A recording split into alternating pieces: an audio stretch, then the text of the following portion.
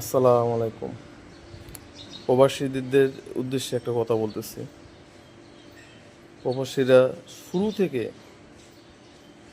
শুরু থেকে যে কষ্ট করে এবং শেষ পর্যন্ত কষ্ট করে। প্রবাসীদের টাকাটাই চোখে দেখলো, কিন্তু কষ্টটা চোখে দেখলো না।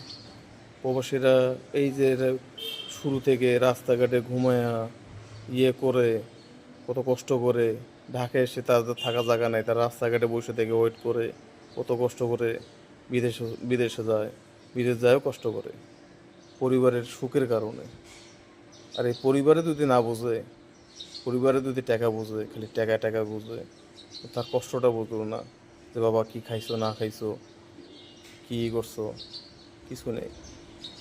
ভাই বোন আত্মীয় স্বজন সবাই আমার জন্য এটা নিয়ে আসবো, আমার জন্য এটা নিয়ে আসবো, আমার জন্য মোবাইল ফাটাবো, আমার জন্য এটা করবো, আমার জন্য টাকা পাঠাবো, সবাই খালি